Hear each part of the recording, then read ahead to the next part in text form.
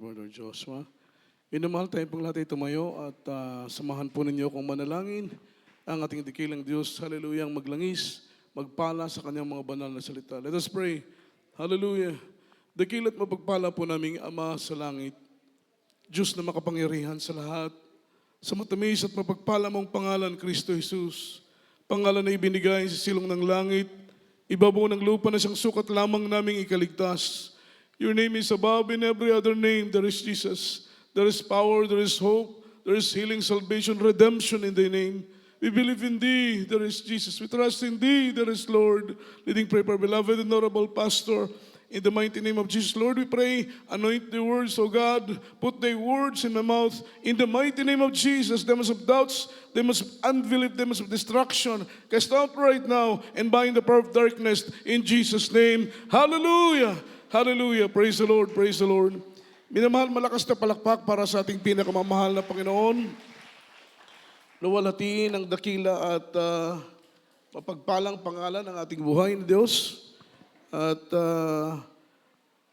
bago pong lahat, mga minamahal, all the glory, honor, worship, and thanksgiving only belongs to our Lord Jesus Christ, our dear Savior.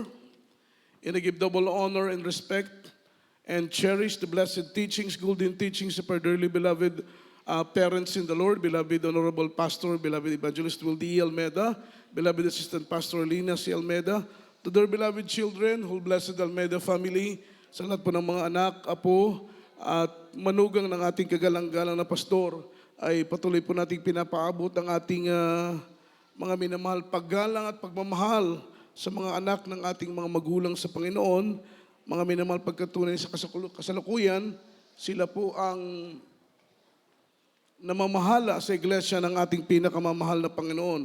Kaya't gayon na lamang po mga minamahal na atin po silang ipag-pray, atin po silang ipanalangin upang ang ating dakilang Diyos, mga minamahal, ay patuloy silang pakalangisan at sa bawat desisyon na kanilang isasagawa ay magdulot po ito ng pagpapala sa kabuuan ng banal na iglesia ng ating pinakamamahal na Panginoong Kristo. At sa oras nito, mga minamahal, hindi po natin sayangin ang pagkakataon sapagkat napakabilis ng ikot ng ating orasan. Amen. Talagang 30 minutes na lang yung natira sa akin. Mahirap naman po nating madaliin masyado yung pagkain, mga minamahal, dahil baka maimpatso tayo at hindi tayo matunawan. Kaya we need, mga minamahal, much time para po i-discuss ang salita ng ating mahal na Panginoong Kristo. Mga minamahal, atin pong ihanda ang ating pong mga ballpen, ating pong mga papel, ang ating pong mga Biblia. Lalo tigit sa lahat, ihanda po natin ang ating mga sarili. And let's talk about the topic, the standard of the Lord about worship. The standard of the Lord about worship. Yung pamantayan ng ating mahal na Panginoon patungkol sa pagsamba, mga minamahal. At bilang anak ng ating mahal na Panginoon, mga minamahal, buhay po natin ang pagsamba. And we are created to worship Him. Amen? We are created to worship the Lord. We are created to glorify Him, to exalt His name, mga minamahal. Yan po ang rason bakit po tayo linikha ng ating pinakamamahal na Panginoon. Kaya't lubos po nating maunawaan, mga minamahal, na ang Diyos ay may pamantayan sa lahat ng bagay. Say amen. May pamantayan ng ating pinakamamahal na Panginoon sa lahat ng bagay. Kaya't bilang anak ng Diyos, na tayo po'y concern, mga minamahal ko, sa kagustuhan ng ating mahal na Panginoong Kristo, narapat na malaman po natin yung standard ng ating pinakamamahal na Panginoon. Palakpakan po natin ang ating dakilang Diyos. At unang talata na ating pag-aaralan sa mga oras nito, Aklat ng Mateo, ang kabanatay 5, ang talatay 23 hanggang talatang 24. Amen. From the book of Matthew chapter 5, 23 up to verse 24. Amen. From the book of Matthew chapter 5, verse 23 to verse 24. Therefore, if thou bring thy gift to the altar, and there rememberest that thy brother has ought against thee, leave there thy gift before the altar, and go thy way. Amen. First, be reconciled to thy brother, and then come and offer thy gift. Amen. Sa Tagalog kayo po. Dito po sa Aklat ng Mateo, Kabanatay 5, mga talatay 23 at 24. Kaya't kung inihandog mo ang iyong hain sa dambana, at do'y maalaala mo na iyong kapatid ay mayroong anumang laban sa iyo, iwan mo roon sa harap ng dambana ang hain mo at yumaon ka ng iyong lakad. Makipagsundo ka muna sa iyong kapatid, at kung magkagayon ay magbalik ka at ihandog mo ang iyong hain. Amen.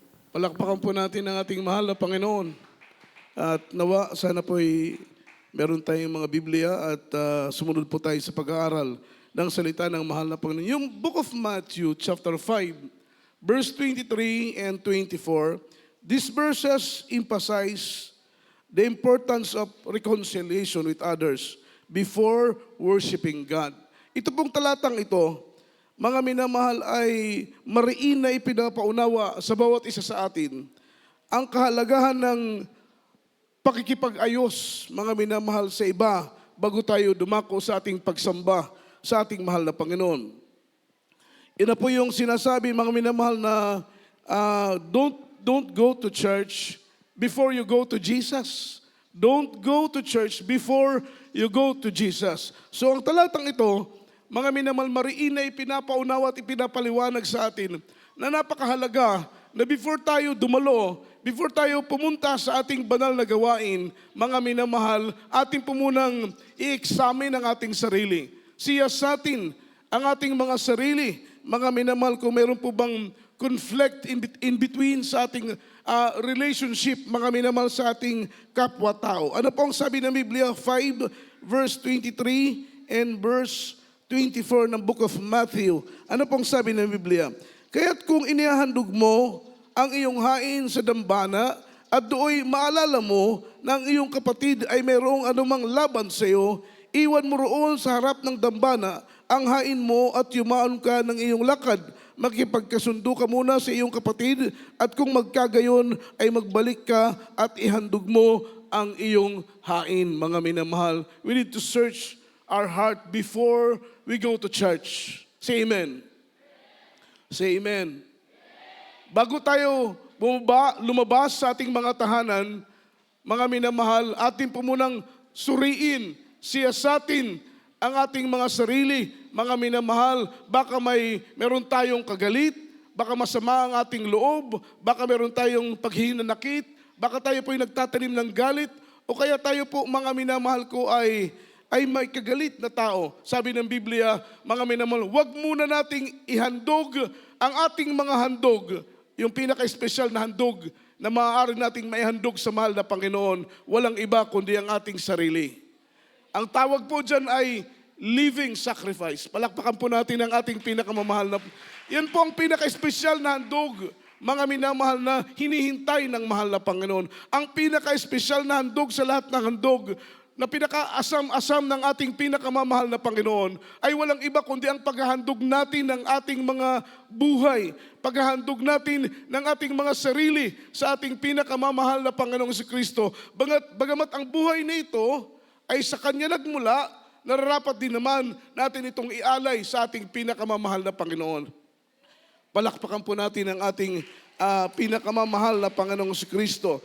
Ang sabi rito, mga minamahal, if you go to church unreconciled to someone, you are not in the right state of heart to offer a worship to God. Kapag ikaw ay pupunta daw ng church na unreconciled, ibig sabihin, hindi ka nakipag-ayos. Dahil minsan meron pong conflict of relationship, mga minamahal. Minsan nagkakaroon tayo ng mga minamahal, hindi pagkakaintindihan kung kani-kani naman minsan, mga minamahal, sa ating asawa, sa ating mga anak, sa ating mga loved ones, sa ating mga kapitbahay, maging sa ating mga kasama, sa ating mga tahanan, mga minamahal. Nagkakaroon po minsan ng unreconciled, mga minamahal. So ibig sabihin, ang gusto ng ating pinakamamahal na Panginoon, before we go to church, mga minamahal, siyasatin natin ang ating mga sarili, at kung may mga taong meron tayong sama ng loob, meron tayong hinanakit, o kaya meron tayong taong nasaktan sa ating mga sinabi, sa ating mga ginawa, mga minamahal, ihakbang natin ang ating mga paa. Dahil sabi ng Biblia, before we offer any kinds of offering in God's altar, mga minamahal, tayo po muna ay pumunta doon sa mga tao kung saan nagkaroon po tayo ng kasamaan ng loob. Say amen. Hindi po pala Ayon po sa standard ng mahal na Panginoon, hindi po niya ipinapahintulot. Everybody shout, praise the Lord. It is forbidden sa ating mahal na Panginoon. Ayaw ng Diyos. Hindi po kalooban ng ating mahal na Panginoon na tayo po'y sasamba na meron tayong samaan ng loob. Amen. Amen. Ayaw ng mahal na Panginoon na tayo po'y sasamba na meron tayong hinanakit. Say amen. Ayaw ng mahal na Panginoon na tayo po'y dadalo, na tayo po'y nagtatampo.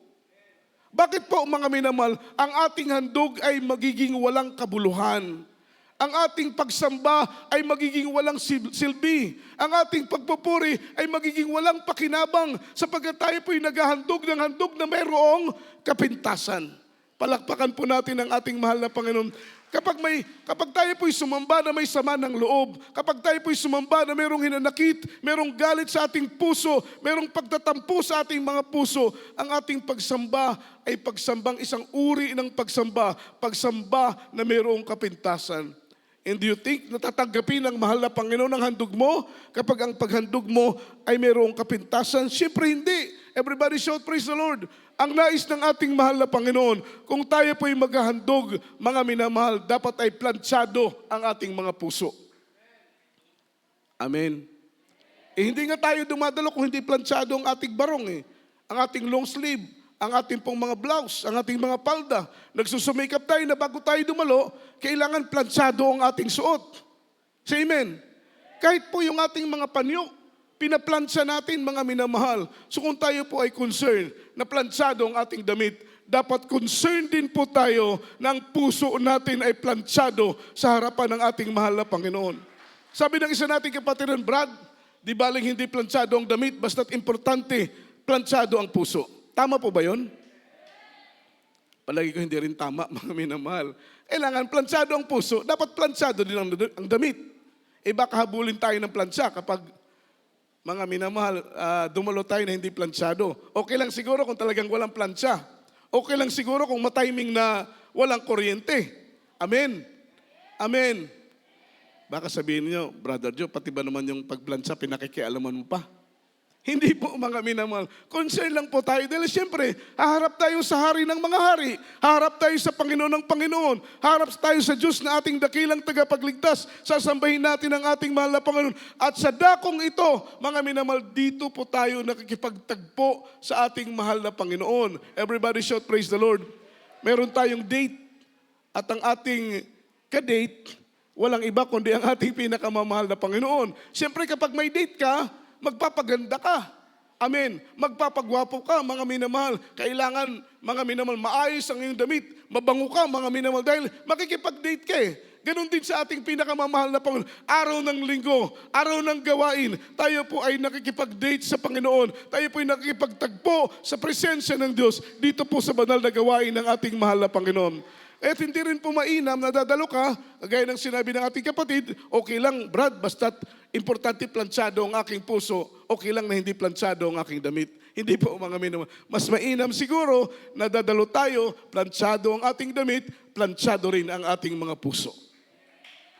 Para pag humarap tayo sa mahal na Panginoon, mga minamahal, amen, tayo po ay maging kaaya-aya sa paningin ng ating pinakamamahal na Panginoong si Kristo. So ang sabi rito mga minamahal, you are not in the right state of the heart to offer a worship to God. Once na tayo po ay pupunta sa church, na tayo po ay unreconciled to someone. Kapag tayo po ay hindi nakipag-ayos, amen, nag-away kayo ni Mrs., huwag kayong dadalo na hindi nag-aayos. Meron kang hinanakit sa iyong kapwa, sa iyong anak, sa iyong kapamilya, huwag kang dadalo na meron kang hinanakit sa iyong puso. Amen. Nagsasayang tayo ng oras, nagsasayang tayo ng pera, nagsasayang tayo ng panahon kapag dadalo ka sa gawain ng mahal na Panginoon na meron kang galit sa puso. Kahit kapag ikaw ay nakakaramdam ng galit, mga minamahal, ito na po yung sinasabi na before you go to church, mga minamahal, tayo po muna ay pumunta sa mahal na Panginoon. Hayaan natin na examine tayo ng Diyos. Linisin ng Panginoon ating mga puso. Humingi tayo ng patawad sa mahal na Panginoon. Tayo po ay manalangin na, Lord, dadalo ako. Araw ng bukas, dadalo ko araw ng linggo. Make me holy, there is Jesus. Make me pure, make me worthy, there is Lord. Upang sa aking pagharap sa iyo, tiyak na bagay ng aking pagsamba ay makaabot sa iyong dakilang luklukan. Palakpakan natin ang mahal na Panginoon. Ang sabi rito, the center of our worship is our heart. Involve palagi ang puso, mga minamahal, sa tuwing tayo ay haharap sa pagsamba sa ating mahal na Panginoon. Yun po ang number one concern ng ating mahal na Panginoon, yung puso mo, mga minamahal. Pangalawa na lang yung outward appearance natin. Pero yung number one concern ng mahal na Panginoon, yung laman ng puso natin, yung uri ng puso natin. Kaya nga, we need to be, mga minamahal, reconciled to someone bago tayo dumalo. Sapagkat, mga minamahal, kapag may hatred ka, may sama ka ng loob, may hinanakit ka sa kapwa, sa mga taong nakapangutya sa iyo, nakapanikit sa iyo, mga minamahal, dapat ay ihingi mo ito ng tawad. Sapagkat sabi ng ating pinag-aaral, you are not in the right state of the heart. Yung puso mo ay wala sa tamang estado para sumamba sa mahal na Panginoon, mga minamahal, sapagkat malaking hadlang yung galit, malaking hadlang yung ating pagtatampo, malaking hadlang sa ating pagsamba, yung sama ng loob sa ating pong mga puso. Everybody shout, praise the Lord. At yung sentro ng ating pagsamba, mga minamahal, walang iba kundi ating puso. Involve palagi ang puso natin sa tuwing tayo po'y haharap sa ating pinakamamahal na Panginoon. Matthew chapter 5 verse 8, kindly po, basahin natin. Ang sabi rito, when we worship, make it sure that our heart is pure. Only pure heart can connect to the heart of God. Tanging malinis lamang na puso ang makakakonekta sa puso ng ating pinakamamahal na Panginoon. Basahin natin ang Biblia. Amen. From the book of Matthew chapter 5, verse 8. Blessed are the pure in heart, for they shall see God. Amen. Sino ang blessed? Yung pure heart. Palakpakan natin ng Diyos. Kindly po sa Tagalog. Amen. Dito po sa aklat ng Mateo, Kabanata 5, talata po ay 8. Mapapalad ang may malinis na puso sapagkat makikita nila ang Diyos. Amen. Palakpakan natin uli ang ating dakilang Diyos. Blessed is He that pure heart. Mapalad, mga minamahal, yung merong malinis. Yung malinis na puso, yan ang pusong walang galit. Yung malinis na puso, yan ang pusong walang pagtatampo. Yan ang pusong hindi nagkikimkim ng sama ng loob. Amen? Sapagkat kapag nagkikimkim ka ng galit, nagkikimkim ka ng sama ng loob, ng hinanakit, ng puot sa iyong puso, ang puso mo ay bulok, mga minamahal. Bulok ang puso mo, ha? Amen. Everybody shout, praise the Lord. Kapag nagkikimkim ka ng galit, ang puso mo ay bulok. O sabihin natin, nabubulok. Everybody shout, praise the Lord. Nagkikimkim ka ng pagtatampo, ng paghihinanakit, mga minamahal, ng sama ng loob, mga minamahal, to someone. Ang puso mo ay, mga minamahal, unti-unting nabubulok. At ang bulok na puso ay hindi kinalulugdan ng Diyos. Everybody shout, praise the Lord. Everybody say amen. Kaya paanong magiging blessing sa iyo ang iyong pagsamba kung sasamba ka sa mahal na Panginoon araw ng Miyerkules, araw ng Biyernes, araw ng Linggo, kung sasamba ka sa mahal na Panginoon, ng puso mo ay bulok. Amen. So that is unacceptable offering sa harapan ng ating pinakamamahal na Panginoong Jesucristo. Make sure that when we worship, mga minamahal, our heart is pure. Why? Because pure heart can connect to the heart of God. Yun lamang po yung makakonekta. Kapag ang puso may bulok, hindi ka makakonect sa puso ng mahal na Panginoon.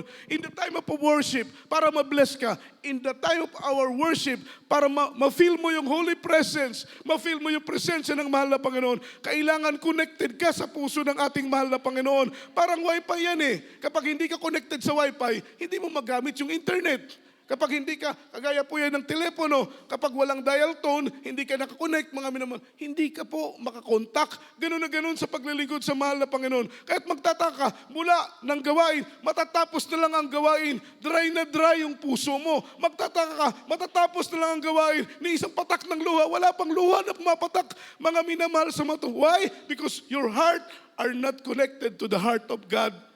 Amen? Importante yun sa ating pagsamba para mabusog ka, maramdaman mong presensya ng mahal na Panginoon, masatisfied ang iyong kaluluwa sa presensya ng ating mahal na Panginoon. Uuwi ka sa iyong tahanan, uuwi ka sa iyong bahay, ramdam mo mga minamahal ang kapayapaan at kagalakan. Yan ang totoong kayamanan ng mga naglilingkod sa mahal na Panginoon. Yung presensya ng mahal na Panginoon. Amen? Paano mo maramdaman ang presensya ng Diyos kung hindi ka connected sa puso ng mahal na Panginoon? Dahil ang puso mo ay bulok, nagtatanim ka ng galit ng puot. ng sama ng loob sa kapwa. Amen? So hindi mo talaga maramdaman ang presensya ng Panginoon hanggang darating po ang time, mga minamahal na manlalamig ka dahil milya-milya na ang layo ng ating pinakamamahal na Panginoong Hesus sa'yo. Everybody shout, praise the Lord. Ang sabi rito, the element of worship is not about the song that we sing. Amen? Yung elemento, amen, ng pagsamba. This is not about the song that we sing. Kahit anong kanta na iyong kantahin, hindi po kanta ang pinag-uusapan dito, mga minamahal. Yung motibo ng iyong pagkanta.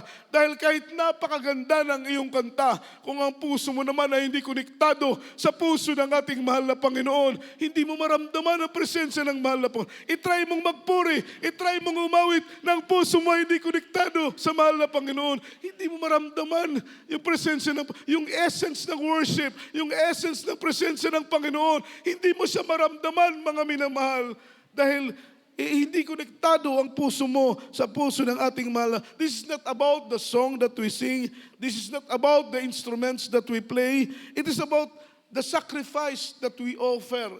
It is about the offering that we give, mga minamahal. Doon po nabibless ang Diyos. Doon po nalulugod ang mahal na Panginoon. Doon natatouch yung puso ng ating dakilang Diyos. Dahil sa ating pagsamba, yung principle ng worship, mga minamahal, is to touch the heart of God. Palakpakan po natin ang ating mahal na Panginoon. Dapat nasa isip, nakatatak sa isip natin. Dapat nakatatak sa puso natin. Dapat nakaukit sa puso natin. Dapat nakatali sa ating mga leeg, sa ating puso, sa ating pag-unawa. Yung principle ng worship is to touch the heart of God. Dadalo ka dahil gusto mong hipuin ang puso ng Diyos. Atin ka ng Miyerkules dahil gusto mong hipuin ang puso ng Diyos. Dadalo ka ng Biyernes dahil gusto mong hipuin ang puso ng Diyos. Dadalo ka ng Linggo.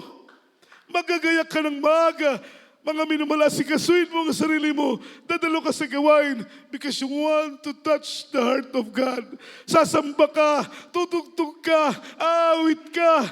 Mga minamahal, mangangaral ka ng salita ng Diyos. Yung number one motibo mo, mga minamahal, is to touch the heart of God. Kapag Kristiyano ka, yan ang motibo mo sa pagdalo sa gawain ng ating mahal na Panginoon. Make it sure 100%. Uuwi kang galak na galak. Uuwi kang revive. Uuwi kang comfort ng presensya ng ating pinakamamahal na Panginoon. Nakakalungkot may mga Kristiyanong galing sa gawain, pero luy-luy ang baga. Amen? Nanghihina, latang-lata, dumalo sa gawain, latang-lata. Dumalo sa gawain ng hihina. Dumalo sa gawain ng lulupaypay. Napaka-imposible. Amen? Sapagkat sabi ng Biblia, ang kalakasan natin ay nasa gawain ng ating pinakamamahal na Panginoong Jesucristo. Na kapag tayo po'y dumalo, ma-revive tayo spiritually, maluwalhati natin, mapuluguran ng Diyos. Sabi ng Biblia, the joy of the Lord is our strength. Ang kalakasan natin, physically, spiritually, ang kalakasan natin nanggagaling sa mahal na Panginoon. Kapag mapaluguran natin ang Diyos, ibibigay sa atin ng Panginoon ang panibagong kalakasan sa paglilingkod sa Kanya. Malakas na palakpak para sa ating mahal na Panginoon. It is about the offering that we give. A contemptible offering is a kind of offering that God rejected. Ayon ng mahal na Panginoon ng handog na may kapintasan. Amen? Automatically yan, i-reject yan ng Diyos. Kapag mag-offer ka ng handog na may kapintasan. Ang sabi rito, the priests in Old Testament, they are in charge to offering that offer in God's altar. Napakahigpit, napakasensitibo ng ating mahal na Panginoon regarding po sa paghahandog sa kanyang banal na altar. Dapat walang patsi, dapat walang dungis, dapat walang kapintasan. Mga minamahal, yung mga priest, they need to make it sure that the offering that they offer, mga minamahal, in God's altar are not contemptible, mga minamahal. That's why they rejected the rejected, mga minamahal. Kanila pong reject yung mga rejected. Kanila pong sinusuri yung mga handog. Kapag ang mga Israelita ay naghandog ng baka, naghandog ng kabing, naghandog ng tupa, dinodouble check ito ng mga priest. Tinitingnan, baka may butas ang tenga, baka may hiwa ang tenga, tinitingnan baka may dungis. Amen? Ni ultimo, putol na buntot na hindi po katanggap-tanggap sa panahon ng kanilang paghandog. Sinusuri mula ulo hanggang paa yung mga minimal baka na hinahandog. Sinusuri mula ulo hanggang paa ang mga tupang, mga kambing na hinahandog. Sapagkat pag makita po nila na ang kanilang handog ay may kapintasan, ito po'y rinireject ng mga priest. Amen. Dahil alam nila na once na maghandog tayo, mga minamahal na contemptible, handog na may kapintasan, may kasiraan, may diferensya, mga minamahal, hindi po tatanggapin ng mahal na Panginoon. Tingnan mo yung mga high priest in their time. Papasok sila sa Holy of Holies, kailangan sigurado nila na sila'y malinis. Sigurado nila na ang kanilang handog ay magiging katanggap-tanggap sa mahal na Panginoon. Sapagkat kung ang kanilang ihahandog ay marumi at sila na ng handog ay hindi po kaaya-aya sa mahal na, hindi na sila makakalabas ng buhay doon sa Holy of Holies. At ang ginagawa nila, bago sila pumasok, nagtatali ng lubi dito sa kanilang baywang. Amen. Para kung sila'y mamatay doon sa loob, dahil yung kanilang handog ay unworthy, ang kanilang offering ay hindi ka aya-aya sa Panginoon, hihilain na lang sila ng ibang priest dahil hindi naman sila makakalabas. Paano pang makakalabas? Ipatay na sila. Linalagyan po silang ng maliliit na mga bell sa laylayan ng kanilang mga damit. Kung tutunog pa yung bell, ibig sabihin buhay pa sila. Pero kung ang bell ay hindi na tumutunog, ibig sabihin, patay na po yung high priest na naghandog ng handog doon sa loob ng kabanal-banalang dako. Ganon kasensitibo ang paghandog sa kanilang panahon. At ang sabi rito, ang nais ng mahal na Panginoon, walang patsi, walang dungis, at walang kapintasan. Malakay chapter 1, verse 7 and 8. Talon po tayo sa 10. Last verse na po ito. From the book of Malachi, chapter 1, verse 7 to verse 8, jump to verse 10. He offered polluted bread upon mine altar, and he say, wherein have we polluted thee? In that ye say, the table of the Lord is contemptible. And if he offer the blind for sacrifice, it is not evil. Or if he offer the lame and sick, it is not evil. Offer it now unto thy governor. Will he be pleased with thee, or accept thy person? Saith the Lord of the hosts. And now I pray you, beseech God that he will be gracious unto us, that he being in your means, that he regards your person, saith the Lord of the hosts. Verse 10, who is there even among you that would shut the door for naught? Neither do he kindle fire on mine altar for naught. I have no pleasure in you, saith the Lord of the hosts. Neither will I accept an offering at your hand. Amen. Sa Tagalog po, mga minamahal kindly. Dito po sa aklat ng Malakias, kabanata ay 1, 7 hanggang 8 at talon sa 10, mga minamahal. Ganito po ang pagkasabi. Kayo'y nangaghahandog ng karumal-dumal na hain sa aking dambana at inyong sinasabi, sa ano namin nilapastangan ka? Sa inyong sinasabi, ang dulang ng Panginoon ay hamak. At pagka kayo'y nanghahandog ng bulag na pinakahain, di kasamaan. At pagka kayo'y nanghahandog ng pilay at may sakit, di kasamaan, iharap mo nga sa inyong tagapamahala, kalugdan ka baga niya, o tatanggapin baga niya ang inyong pagkatao. Sabi ng Panginoon ng mga hukbo sa 10, o kung mayroon sana sa inyo na magsara ng mga pinto, upang huwag ninyong mapanganingasan ang apoy sa aking dambana na walang kabuluhan. Hindi ko kayo kinalulugdan, sabi ng Panginoon ng mga hukbo, ni tatanggap man ako ng handog sa inyong kamay. Amen. Amen. Everybody shout, praise the Lord. Malaking insulto ang ginawa ng mga pari sa harapan ng Diyos because they offer in God's altar a contemptible offering. Amen. Naiinsulto ang mahal na Panginoon pala. Kapag naghahandog ka ng handog na may kapintasan, nasasaktan ang puso ng Panginoon, naiinsulto ang Diyos. Kapag ang ating handog na inaalay sa altar ng Panginoon ay may dungis, may diferensya. Everybody shout, praise the Lord. Ayaw pala ng mahal na Panginoon kung tayo naghahandog ng handog na may kapintasan. Amen. Mas mainam pa siguro, huwag na lang maghandog eh. Amen. Kasi kung maghahandog ka lang naman ng handog na may kapintasan, may insulto mo lang ang mahal na Panginoon, masasaktan mo lang ang Diyos, huwag ka na lang maghandog. Amen. Dahil hindi yun ang handog na kailangan ng mahal na Panginoon. Hindi yun ang handog na ina-expect ng Diyos. Hindi yun ang handog na inaasam ng Panginoon. Ang handog na inaasam ng Diyos ay yung handog na makapagbibigay lugod at luwalhati sa iyo. Dahil kapag mapaluguran mo ang mahal na Panginoon, babalik sa iyo yung blessing. Ikaw din ang makikinabang kapag mapaluguran mo ang Diyos. Ikaw din ang makikinabang kapag malugod ang Panginoon. Ikaw din ang makikinabang kapag matuwa ang Diyos sa iyong handog. Pero ikaw din ang mapapahamak kapag ang Panginoon ay hindi malugod sa iyong inihandog sa kanyang altar. Amen? In verse 7, ano pong sabi ng Biblia sa Tagalog? Kayo ng handog na karumal-dumal.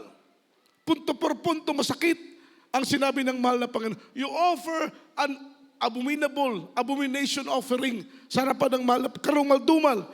Ang inyong hinandog sa sabi ng mahal na Panginoon. Kayo ng handog ng karumal-dumal na manghain sa dambana at inyong sinasabi sa ano namin kalilapastangan at sa inyong sinasabi, ang dulang ng Panginoon ay inyong hinamak. Yung word na dulang, that is God's altar. Yung altar ng Panginoon ay banal. Yung altar ng Diyos ay malinis. Ang altar ng mahal na Panginoon ay walang kapintasan. Kaya hindi nararapat na maglagay tayo ng anumang handog sa ibabaw ng altar ng Diyos na mayroong kapintasan. In verse 7, kayo naghahandog ng mga verse 8, at pagka kayo'y naghahandog ng bulag, pinapakain, di kasamaan, at pagka kayo'y naghahandog ng pilay at may sakit, hindi ba kasamaan? Iharap mo nga sa tagapamahala kung kalulugdan baga niya at tanggapin baga niya ang iyong pagkatao, sabi ng Panginoon ng mahukbo. Amen? Subukan daw po nating maghandog ng pilay, maghandog ng bulag, mga minamahal sa ating mga pangulo, sa ating mayor, sa ating governor, amen, sa mga matataas na nasa kantukulan. Subukan natin maghandog ng pilay sa kanila. Malulugod ba sila? Matutuwa ba sila kung maghandog tayo ng pilay? Siyempre hindi. Amen? Malaking insulto yun sa kanila. Imagine mayor sila, tapos ang ibibigay mong handog bulag, mayor sila, ibibigay mong handog pilay, mayor sila, ibibigay mong handog may kapintasan, may diferensya. Amen? Kung si Mayor nga hindi matutuwa, lalo na ang mahal na Panginoon. Say amen. Di ba? Everybody shout praise the Lord. So ang gusto ng mahal na Panginoon, yung i-offer natin sa Kanya, yung walang dungis. Ang sabi pa nga niya sa mga priest, mas mainam pang isara na lang ninyo ang inyong mga altar. Mas mainam pa na isara na lang ninyo ang inyong mga tabernakulo. Mas mainam pa na wag na lang kayong maghandog. Mas mainam pa na wag na lang ninyong sindihan ang inyong mga insenso. Dahil sabi ng mahal na Panginoon, ang inyong mahandog ay hindi ko tatanggapin. Everybody shout, praise the Lord. Ano pong sabi sa verse 10? O kung mayroon sana sa inyo na magsasara ng pintuan, ay isara ninyo. Upang wag ninyong papagningasin ang mga apoy sa aking dambana nang walang kabuluhan. Hindi ko kayo kinalulugdan, sabi ng Panginoon ng mahukbo, at kailanman ay hindi ko tatanggapin ang mga handog ng inyong mga kamay. So it is rejected sa harapan ng ating pinakamamahal na Panginoon. Ganon ang standard ng Diyos. Amen. Itinuturo natin ito, ipinapaunawa natin ito para alam natin mga minamahal kung ano ang dapat nating gawin bago tayo dumalo sa gawain ng ating pinakamamahal na Panginoon. Dahil kapag masunod natin ang pamantayan sa pagsamba, mga minamahal, tayo rin ang pagpapalay, tayo rin ang makikinabang ng pagpapala, blessing na galing sa ating pinakamamahal na Panginoong Jesucristo. So ang gusto ng Diyos kapag maghandog ka yung the best. Everybody shout, praise the Lord. Amen. Huwag tayong maghandog ng may kapintasan. Ibigay natin yung the best na pwede nating ibigay sa ating pinakamamahal na. Huwag nating tipirin ang paglilingkod, minamahal. Huwag natin tipirin ang pagsunod sa kalooban ng Diyos. Huwag natin tipirin ang pagpupuri sa Panginoon. Huwag nating tipirin ang pagsamba sa Diyos dahil kailanman hindi tayo tinitipid ng mahal na Panginoon. Ha? Tinitipid ba tayo ng Diyos? Itaas po yung kamay yung tinitipid ng mahal na Panginoon. Hindi tayo tinitipid ng Diyos. Everybody shout, praise the Lord. Our God, mga minamahal, blessing is more than enough. More than enough. Higit pa sa sapat. higit pa sa pangangailangan mong blessing ng mahal na Panginoon. Nakita na po kayo ng balde na isinasahod, mga minamahal, sa isang gripo. Yung umaapaw siya dahil punong-puno na. Ganun ang blessing ng ating mahal na Panginoon. At hindi tayo tinitipid ng Diyos. Buhay, kalakasan, hininga, pagkain, inumin. Ngayong panahon, maraming tao ang bedridden sa ospital. Minamahal, pero nasaan tayo ngayon? Nandito tayo, taglayang kalakasan para magpuri. Kompleto ang ating katawan, mga minamahal. Kalakasan para gamitin natin sa pagpupuri sa ating pinakamamahal na Panginoon. Maraming taong halos walang makain, namamatay sa gutom, mga minamahal. Amen? Pero tayo, napapanisan pa tayo ng pagkain dahil ang Diyos nagpo-provide sa lahat ng ating pangangailangan. So hindi tayo tinitipid ng Diyos. Everybody shout, praise the Lord. Sobra-sobrang pagpapala, kagalakan, kapayapaan, pag-iingat, proteksyon, katugunan sa mga panalangin. May mga prayers nga tayo, mga minamahal, na hindi natin hinihingi, pero kusang dumarating. Di ba? Napakaraming blessing nating tinanggap, hindi natin hiningi, hindi natin ipinag-pray, pero kusang dumarating sa atin. Ganun ang Diyos magpala kapag ang puso mo'y tapat na naglilingkod sa Kanya. So ibig sabihin, huwag nating tipirin ang ating mahal na Panginoon. Ibigay natin yung the best natin. Ano ba yung the best mo, mga minamahal? Siyempre, yung the best mo, ibigay mo sa mahal na Panginoon. Dahil hindi mo alam ang bukas. Hindi mo alam kung buhay ka pa bukas, mga minamahal. Habang may panahon pa, habang may pagkakataon pa, mga minamahal, ibigay mo yung the best mo sa mahal na Panginoon. Manggagawa ka, huwag mong tipirin ang ibibigay mo sa Diyos. Ibigay mo ang lahat, mga minamahal, para mapuluguran at maluwalhati ang Diyos. Choir member ka, instrumentalist ka, anong part mo sa gawain? Ibigay mo yung the best mo sa mahal na Panginoon.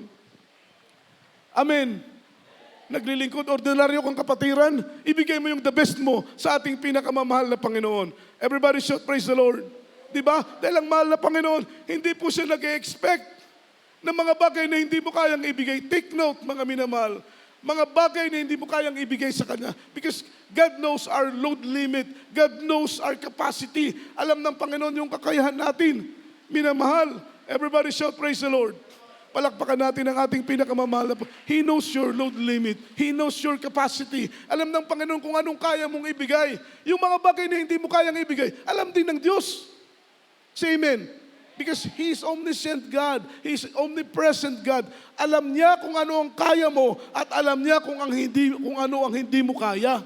Amen. Hindi nag-expect ang Panginoon na ibibigay mo sa Kanya yung bagay na hindi mo kaya. Dahil alam ng Diyos yun na hindi mo kaya. Ang in-expect ng Diyos, yung bagay na kaya mong gawin, pero hindi mo ginagawa. Yung mga bagay na kaya mong ibigay, pero hindi mo ibinibigay. Yun ang in-expect ng Diyos. Everybody shout, praise the Lord. Kaya mo namang dumalo ng maaga, pero nalilate ka pa. Di ba? Alam ng Diyos yun na kaya mong dumalo ng maaga. Pero nalilate ka. Hindi mo binibigay yung the best mo sa mahal na Panginoon. Okay lang doon talaga, doon sa mga kapatiran na talagang hindi nila kayang dumalo ng maaga. Alam yun ng Diyos. Alam ng Panginoon na kaya mong dumalo ng Biyernes, ng Miyerkules, ng Linggo. Pero hindi ka dadalo. Alam ng Diyos na kaya mong dumalo. Wala kang may tatago sa Panginoon. May resources ka. May sapat kang kapasidad para dumalo. Pero hindi ka dumadalo, hindi mo ibinibigay yung the best mo sa mahal na Panginoon. Even though na alam ng Diyos na kaya mong ibigay. Yun pong ibig kong sabihin, huwag nating tipirin ang mahal na Panginoon. Ibigay natin kung anong kaya nating ibigay. Minamahal dahil ang Diyos, ibinigay niya ang lahat para sa iyo. Ibinigay niya ang lahat para sa akin. Amen. Grabing blessing, umapo na pagpapala. Hindi ba natin nakikita yun? Hindi ba natin nanonotice kung paano tayong binibless ng Diyos? Materially, financially, spiritually, yung pagpapatawad, yung compassion ng Diyos, yung pag-iingat, yung pagproteksyon ng mahal na Panginoon, umaapaw na pagpapala. Tapos tayo, mga minamahal, umaapaw na mga blessing na ating tinatanggap, materially, financially, tinitipid natin ang ating paglilingkod sa ating pinakamamahal na Panginoon. Huwag kapatid, baka hindi ang pagsisihan natin na tinitipid natin ang ating paglilingkod sa Panginoon. Habang may buhay ka pa, habang may lakas ka, habang may tinig ka, habang kaya mo pang umawit, umawit ka. Habang kaya mo pang tumugtog, tumugtog ka. Habang kaya mo pang ialay ang buhay mo sa gawain ng Diyos, ialay mo. Habang kaya mo pang dumalo, maglingkod sa gawain ng Panginoon, gawin mo, huwag mong tipirin ang mahal na Panginoon.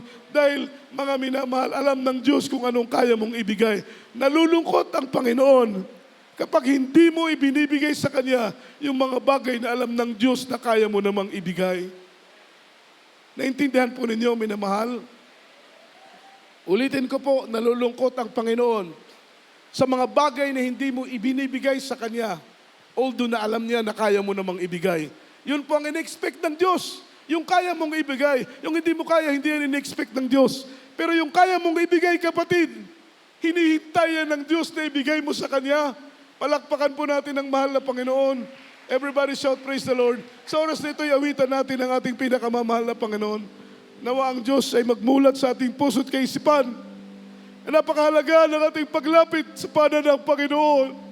Napakahalaga ng ating paghandog sa Diyos. Handog na kaya-aya. Huwag nating tipirin ang mahal ng Panginoon. Kahit kailan, hindi tayo tinipid ng Diyos. Hindi ka tinipid ng mahal ng Panginoon. Abundant blessing. The blessing of the Lord is, mga minamahal, more than enough. Higit pa sa sapat ang biyaya ng Diyos. Awitan natin ang Panginoon.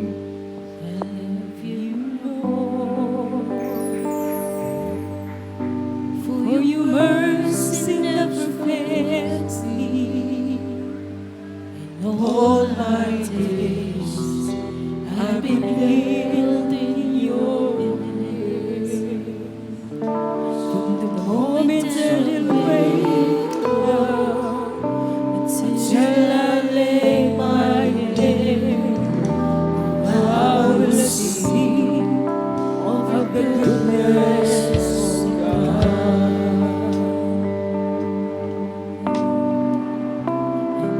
Yes, Lord. In all my life, you have been faithful, Lord. Tapat ka sa buhay namin, mahal na Panginoon. Hindi ka nagkulang. Hindi ka nagkulang, mahal na Panginoon.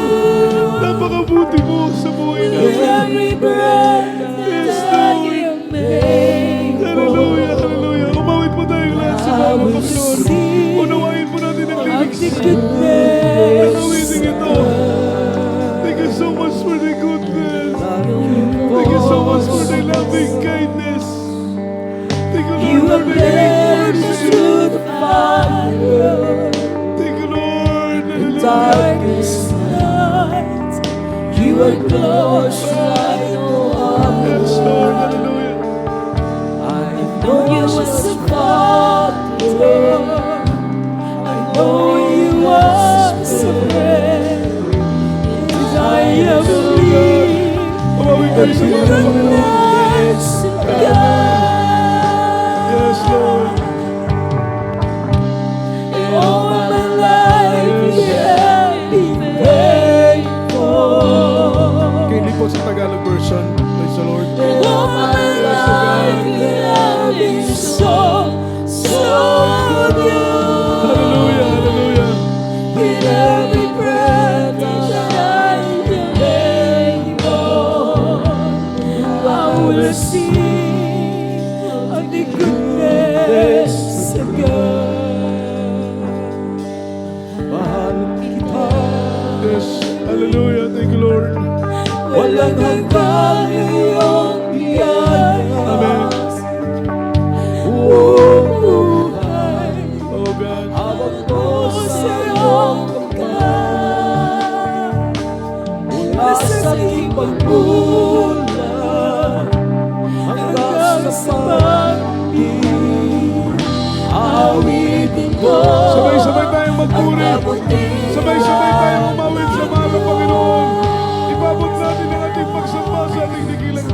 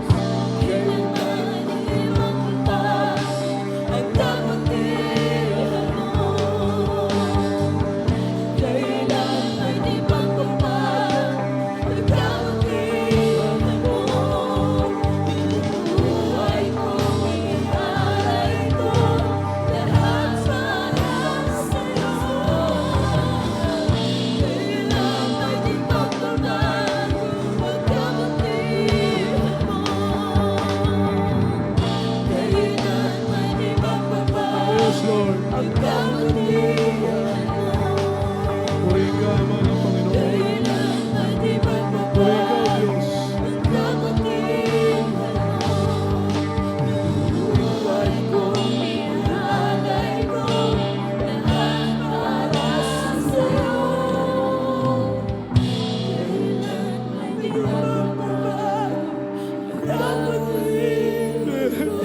Hallelujah. Hallelujah.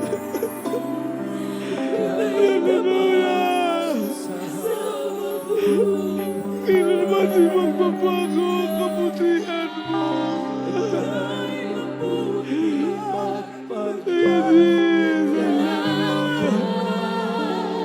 Hallelujah. Thank you, Lord.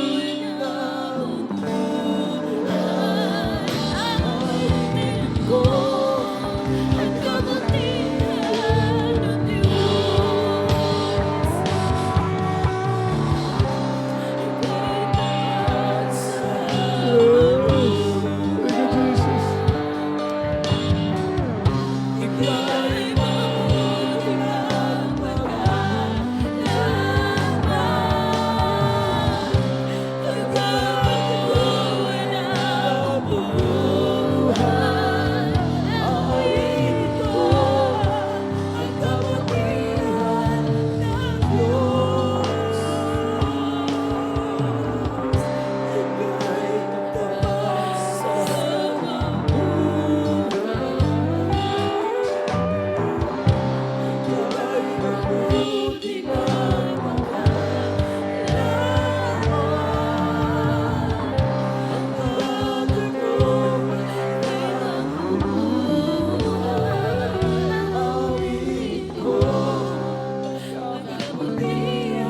Thank you, Jesus. Hallelujah.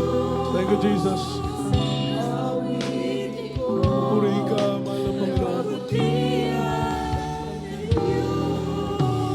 Tayo po'y manalangin, minamahal.